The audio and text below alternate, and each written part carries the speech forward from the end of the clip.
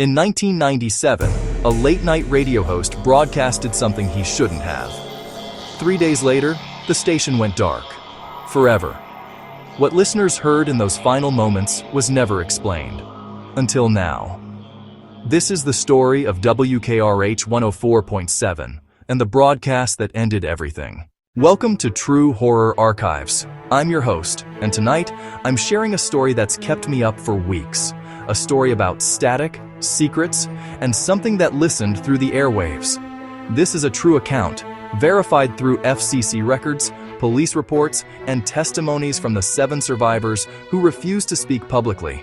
But I found them, and what they told me will change how you hear silence.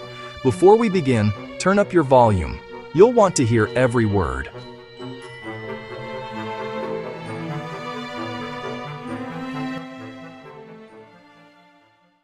March 14th, 1997. Ashford, Pennsylvania. Population 4,200. The kind of town where everybody knows everybody and nothing ever happens. WKRH 104.7 was the heartbeat of Ashford. For 40 years, it had broadcast local news, classic rock, and the voices of neighbors.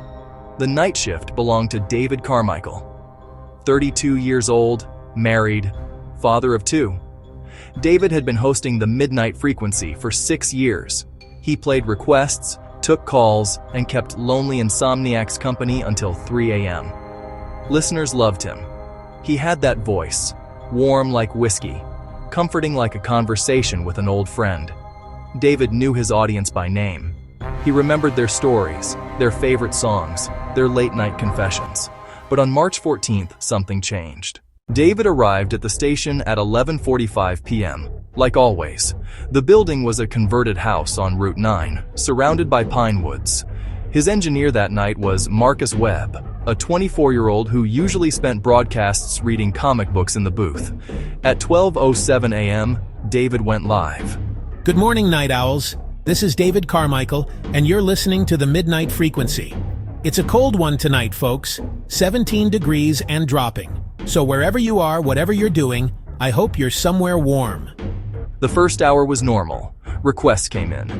David played Fleetwood Mac, Eagles, Tom Petty. He chatted with callers about the weather, the upcoming spring festival, Mrs. Henderson's missing cat. But at 1:14 a.m., the phone lines went dead. Not busy, not silent, dead. Like they'd been cut. Well, folks, looks like we're having some technical difficulties with the phones. Probably the cold affecting the lines, but don't worry, I've got plenty of music queued up. Marcus checked the equipment. Everything looked fine. The phone system showed green lights across the board. It just wasn't receiving calls. Then, at 1:31 a.m., the static started. At first, it was subtle. A faint hiss underneath David's voice, like someone had tuned the frequency slightly off. Marcus adjusted the levels, but the static didn't change. It was coming from somewhere else. You hearing that? Yeah, can you clean it up? I'm trying. It's not on our end. The static grew louder. David kept talking, professional as ever, but listeners later reported they could hear the tension creeping into his voice. Between songs, during his commentary, the static was there, breathing, almost, rising and falling like lungs. At 1:52 a.m., a call came through. Impossible, since the lines were dead. But there it was, line 3, flashing red. You're on the Midnight Frequency. Nothing but static. Hello? You there? The static shifted, formed something. Not quite words, but almost. A pattern, a rhythm. David's face went pale. Marcus could see it through the booth window. I'm sorry, caller. You're breaking up. Try calling back. David disconnected. His hands were shaking. 4 more calls came in over the next 20 minutes. Every single one, just static. But each time, the pattern was clearer. The rhythm more defined. And according to Marcus's testimony, each time David answered, he seemed to understand something more, something that terrified him.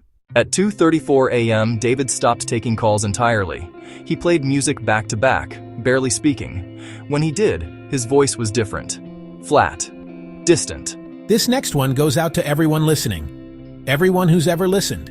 They want you to know they've always been there. In the spaces between. In the static.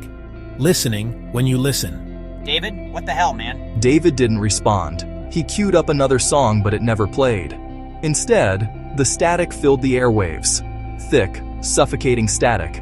And underneath it, if you listened carefully, voices. 17 listeners called the police that night. They all reported the same thing. The static wasn't random. It was speaking. Not in English, not in any language they recognized, but they understood it anyway. In their bones, in their blood.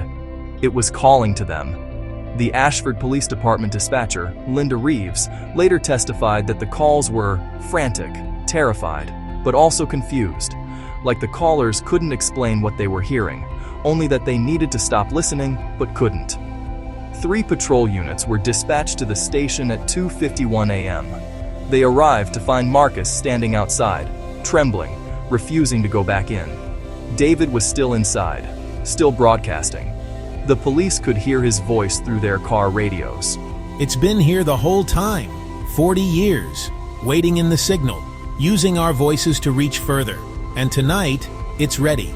Tonight, it wants to show us what it really is. Officer Raymond Hayes was first through the door.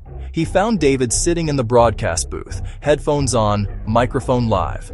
The equipment was going haywire, dials spinning without being touched, lights flashing in patterns that made Hayes' eyes water.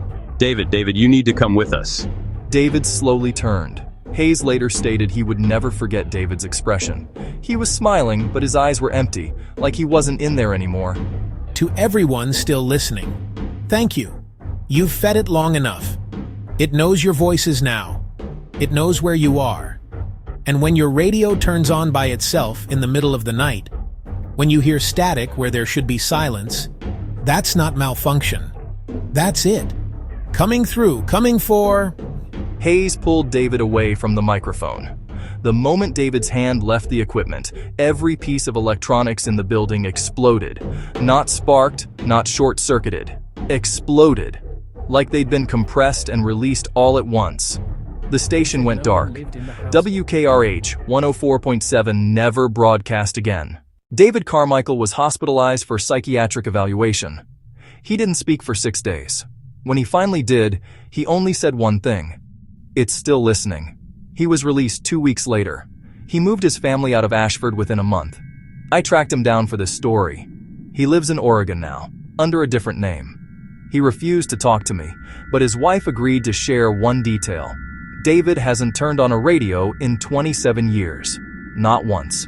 And every radio they've ever owned has turned itself on at exactly 2:34 a.m. at least once. They've stopped keeping them in the house.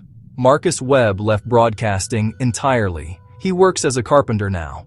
When I spoke to him, he was reluctant but willing to talk. He told me about that night, about the static, about the voices. But what haunted him most was something else. After that night, sometimes late at night when it's really quiet, I can still hear it. Not in the air, in my head. Like tuning a radio, but the radio is my own thoughts. And I absolutely know, that if I listen closely enough, I'll hear it clearly. And part of me wants to. That's what scares me most. Part of me still wants to listen. The FCC investigated WKRH. Their official report cited catastrophic equipment failure due to electrical surge. The station's broadcasting license was permanently revoked. The building was demolished in 2003. But here's what keeps me up at night. I pulled the FCC logs for every broadcast WKRH made in its 40-year history, thousands of hours of audio. And I found something. In recordings going back to 1957, if you isolate the audio and filter out everything except the lowest frequencies, it's there. Faint, barely perceptible, but there. The static, the pattern, the same rhythm David heard that night in 1997. It had been there the entire time, growing, learning, waiting. And WKRH wasn't the only station.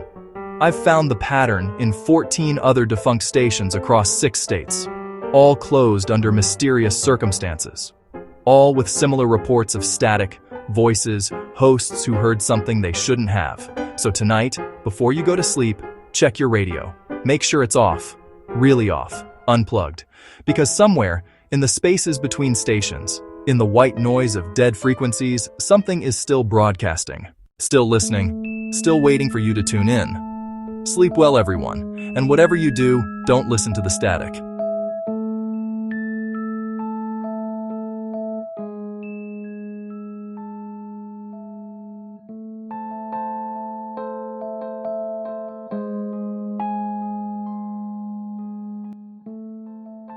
Subscribe for more.